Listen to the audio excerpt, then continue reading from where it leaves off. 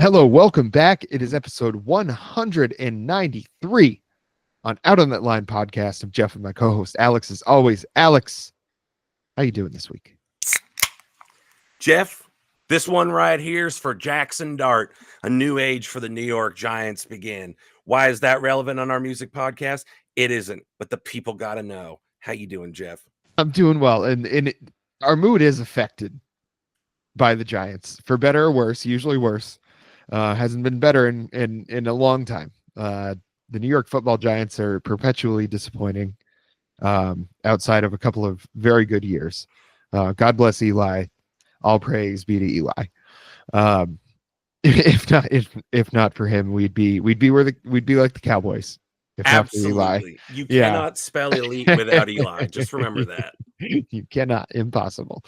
Well, this week, Alex, we are going to be talking about, and this could sound revolutionary for the people out there, but we're going to talk about an older artist that's come out with a newer album, and it's going to be David Byrne.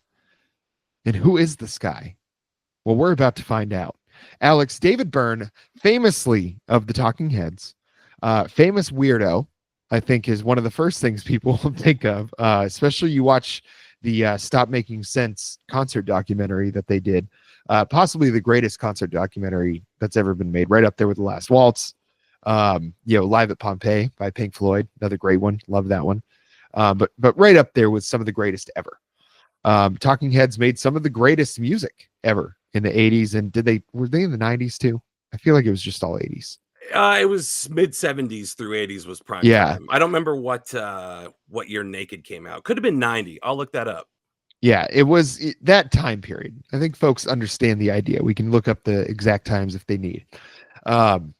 David Byrne has spent a lot of time kind of as this, just looked upon as like a very artistic person. Somebody it's more about the art than it is about the commercial success of anything. I think he's collaborated with tons and tons of people over the years.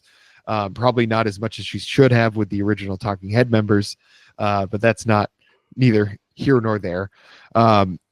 This album with the Ghost Train Orchestra, I believe is the name of the group. Mm-hmm. Now, who is in that group? Do you have the list there? Because you have better access to Genius. I actually do not know the exact individuals that comprise that, but I can find that out. Beep, boop, boop, beep. And hence. Ghost Train. I'm hacking the mainframe. I've rerouted to Friendster. I'm in. I don't recognize any of these names. If that makes me a Scoob, that makes me a Scoob. But they appear to be a large ensemble led by Brian Carpenter. Okay. Lead singer and songwriter for the Boston band Beat Circus. Okay. Huh. So yeah, this is all kind of, Wikipedia pages to nowhere for me. No disrespect, because as it turns out on this album, they're great, but not a group that I was familiar with before this. Yeah, so I have always had kind of a stick in my craw about the fact that he has basically refused to do anything with the members of the Talking Heads, basically since that run. Maybe if some one-off shows here and there, but for that part of it, as much as he gets credit for just creating art for the sake of the art, not necessarily the commercial success, as far as it goes for him not playing with the Talking Heads members, that is all about the money, it appears to me. I think he has said as much as, if I'm the driving force with all these songs and I wrote all these songs, what do I need to split this money with anybody else for? I think kind of in so many words is kind of what he's said over the years. Well, because I did look into it. BT Dubs 88 was when Naked came out, and that was the last Talking Heads album. And I think a lot of people did hold out hope, like, never say never, and still never say never. You truly, how many times can bands like break up and reunite? But he has basically, for all intents and purposes, ruled it out on artistic grounds. You were talking before, like, for him, it's artistry versus like commercial success. Happy to have it, but the goal is to get these things out. Something that friend of the pod, Frank Zappa, did in a very different way. Brought that bit back. But David Byrne has basically said, like, it would be he called it a trap. It would be a trap to go back to that lineup and to trying to, like, cover the famous songs or write more stuff for that group. He's happy with what he's doing right now. It's less financial and more, well, if I'm the driving force behind these songs and I want to go in this world music direction and I want to have like total autonomy with this thing. Not that he didn't before, but I think he's ready to put the David Byrne name on David Byrne ideas rather than like share them with Talking Heads. Lore has it that he was kind of an asshole to Tina Weymouth and that he was very difficult to work with. Yes. Make of that what you will. I wasn't there, you know. So the way I always saw the Talking Heads was it is the David Byrne show.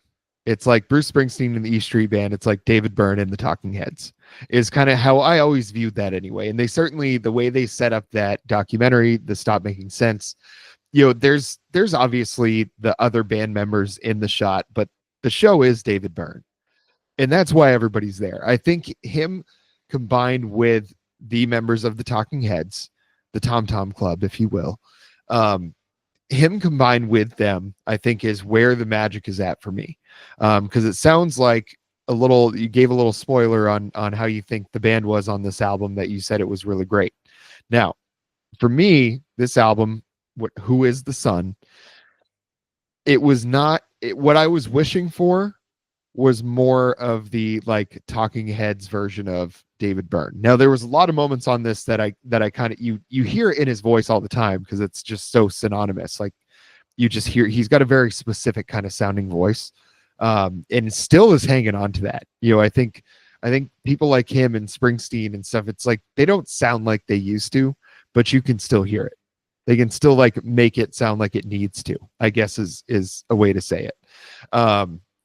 So there was a lot of moments on this that I liked, but I think there was a lot of moments where I felt like we were out of gas on this experiment. And certainly towards like the end of the album, that it was something for me. The lyrical content, I feel like, had a shift kind of as you move through the album. It went from somewhat existential kind of thought processes, kind of more general kind of thought process, more abstract sort of ideas and things like that, to much more of kind of little, let me pull up a specific song so I can, She Explains Things to Me. Like the way that was written, I felt like was pretty clever in how the words were put together. And I suppose if that's the point, it was very well done. Because as far as like the depth of the song and things like that versus the things from earlier in the album, I just didn't find it in those moments. So where I was looking outside of those to maybe the music is really great on this. Like I felt the band was good. I felt the production was very good. Everything that was there was well polished. It was well mixed as far as the volume goes. But as far as the interest I had in the music, it just was not groundbreaking to me. It was not like the first time I heard Psycho Killer or This Must Be the Place, in just the variation in sound that the Talking Heads had. But it was still their signature sound. Like you still knew it was a Talking Heads song. And on this one, this just felt like such a side project feel and not a main attraction record, if that makes sense to you. I see what you're saying, but as someone who followed David Byrne on the ride when he got super into world music and was like, oh, we need to incorporate this into Talking Heads as we go along. I know that was like a shift that a lot of people weren't necessarily crazy about, and they wanted the early new wave, like energy, synth. Mm-hmm. What are you doing with this like Afrobeat stuff, David Byrne? You're white as shit. But I think he understands like the mathematics and the music theory and the feeling behind that. I think Ghost Train Orchestra carries off the world music end of it perfectly. And I think that sound is an important distinction with David Byrne and Talking Heads. Talking Heads to me felt like an outlet for David Byrne's anxiety. The identity created for the group was him in many ways testing the waters. Like, are people receptive to what I'm putting out? Are they receptive to the kind of lyrics I gravitate towards, which sometimes can be like very like profound in their simplicity, and sometimes they literally have an album called More Songs About Buildings and Food.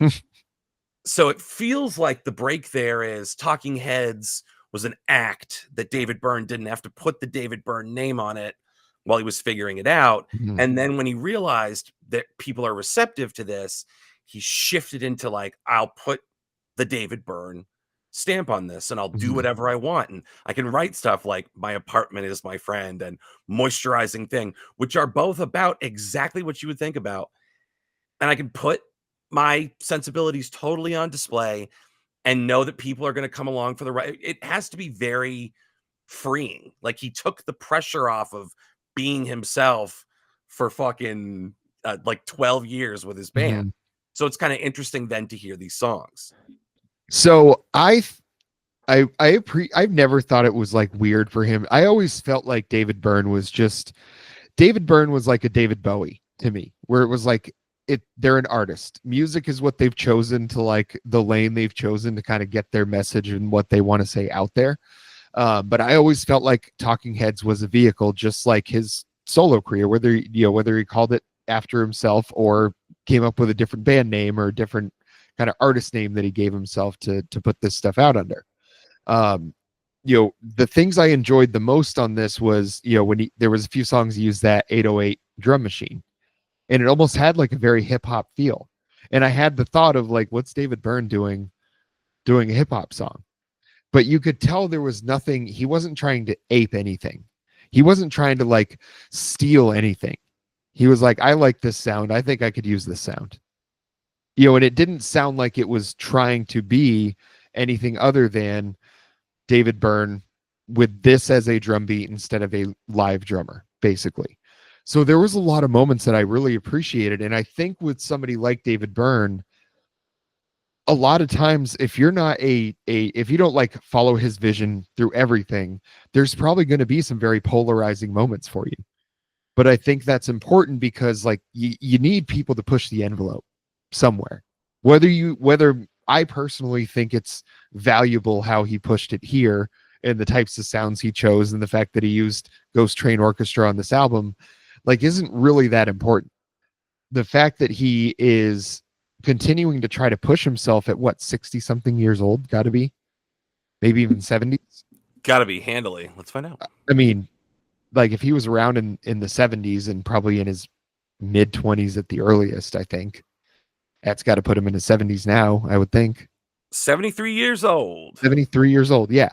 And to still like take a shot like this. Am I going to say that Springsteen's Letter to You was as good as Born to Run or Darkness on the Edge of Town? No. But is it still a valuable thing to have and that's the other thing. It seems like David Byrne has kind of allowed himself to age with his music. A song like She Explains Things to Me. It's honest. Somebody like, I know how full of himself David Byrne is. Like everybody knows how full of himself David Byrne is. And he's still a good enough songwriter to make a song like She Explains Things to Me sound honest. Because he's not really listening to anybody. Like Well, and it's one of those songs where we then get into people for years have been like, let's celebrate David Byrne's neurodivergence, but they go straight for, oh, David Byrne is autistic. And he has self-diagnosed as autistic. And mhm. you look at him and go, like, yeah, there's a strong chance that David Byrne is on the spectrum, 100% neurodivergent. But I think the people that want to hyper fixate on that, they'll look at songs like My Apartment Is My Friend or Moisturizing Thing, and Now that they'll was a good song. I liked Moisturizing Thing. It did not anticipate enjoying that song as much as I did. I it, will say that. see, and what's enjoyable about it is, people lock on to the lyrics like that, and I think have a hard time telling when he's being funny. And they just attribute everything to like, oh, more songs about buildings and food. Um, I just think he has a great sense of humor on a lot of these songs, and he just lets himself write about the most banal shit and sometimes it does not come across at all and it does not work. But, Moisturizing Thing, it works. My Apartment Is My Friend. I love My Apartment Is My Friend. He writes these great hooks that are just so weird. But what I love about it is if it had been all tracks like that, especially because vocally he has one speed. He's gonna be here the whole time. And it's never been a particularly pleasant voice, but it's always worked for the kind of music he makes. So you're going to get that version of it on My Apartment Is My Friend, and it's quirky, but then you get into these songs like A Door Called No that for me kind of hit this very sweet, sentimental, pretty straightforward territory. And it works because the music is, he just keeps going here, then he goes even more. The whole thing is loud. He's just screaming the words to this.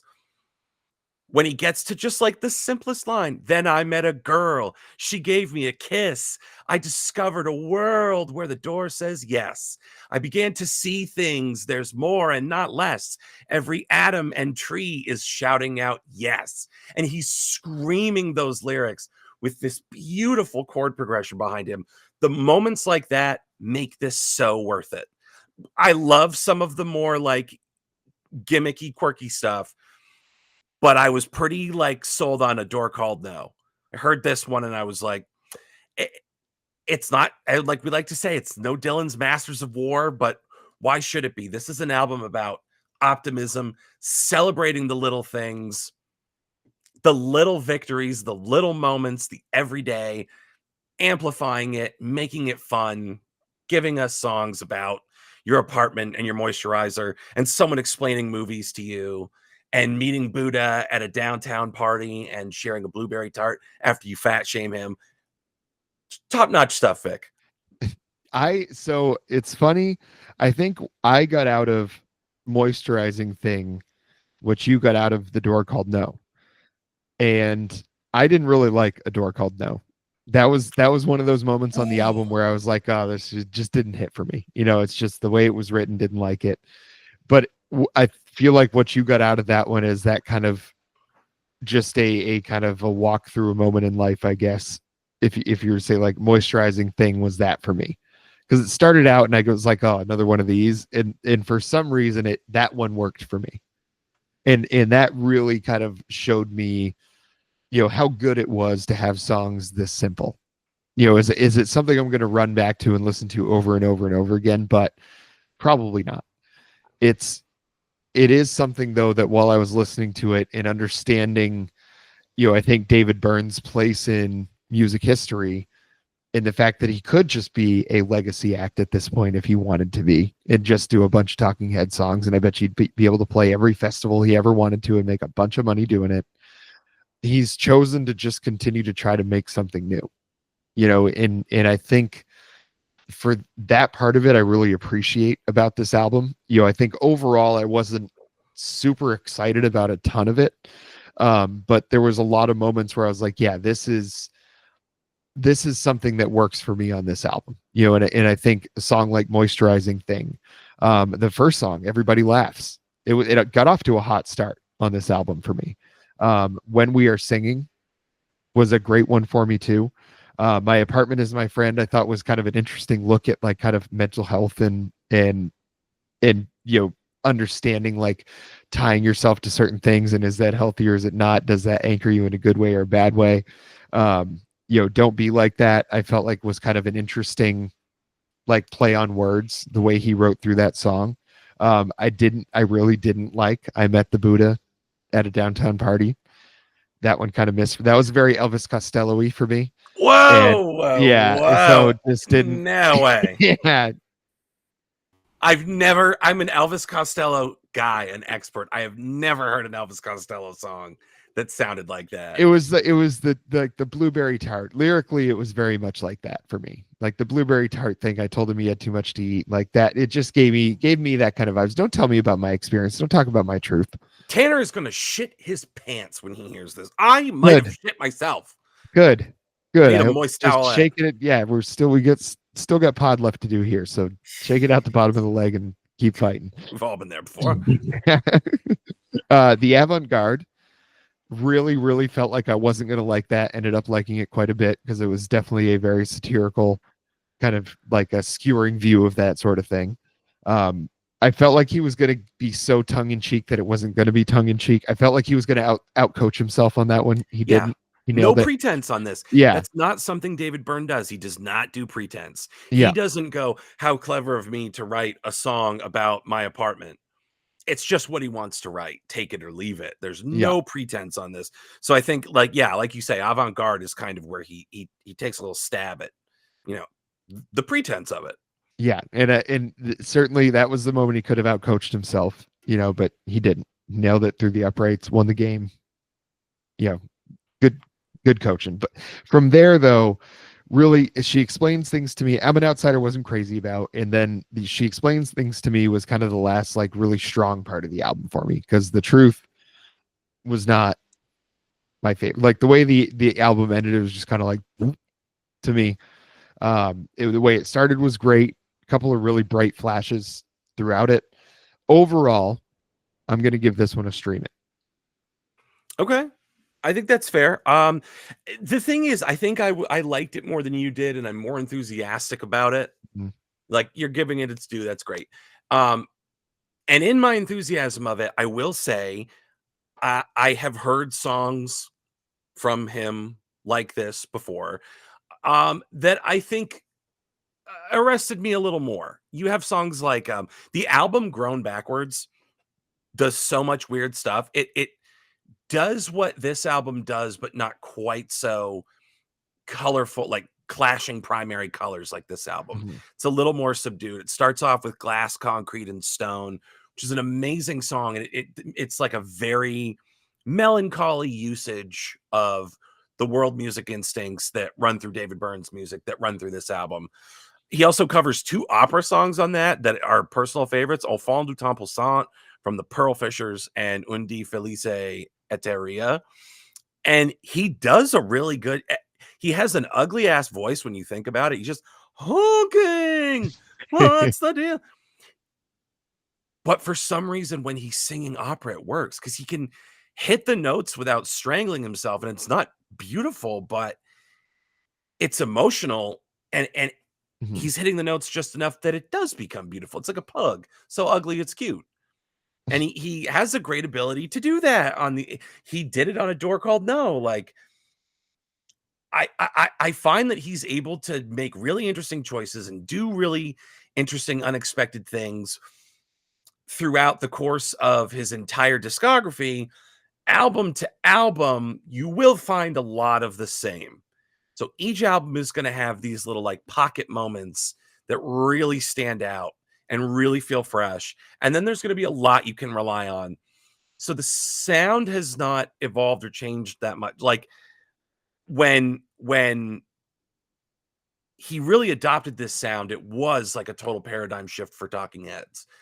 He hasn't had a subsequent paradigm shift really in his solo stuff, and that's totally fine. It just means that it's no American Utopia, the last album, which was like heavy and very, very over the top, but it's still like a really fun, light, optimistic, colorful, short album in these trying times. Like sometimes wouldn't you like to get away? And this is just an album you can get away into. So if you're on a budget, I wouldn't recommend you run right out and buy it on vinyl, but listen to it as many times as you like on the streaming service of your choice. Giving it a hard, pulsating stream it. Okay. And that's what I got to say about that. Yeah. Well, I think folks are going to hear 2 stream it's. I think certainly yours was a stronger one, but I think, anytime you get a good stream it from the boys, it's a good day on the pod. Absolutely. It doesn't they ain't all going to be our favorite new term. They ain't all going to be woe boners. Yeah. But they are going to be intrigued chubs. Well, where can the folks see more of those, Alex? Where can they see more of our intrigued chubs? Yeah. Well, I'd have to tell you that off air. But in the meantime, if you want to see some wholesome down-home family content, you go to youtube.com/C/out on that line. Folks, this is a family pod. This is a family business. My grandpappy was podcasting before Willie Nelson had wings to fly and braids on his head and smoke in his lungs.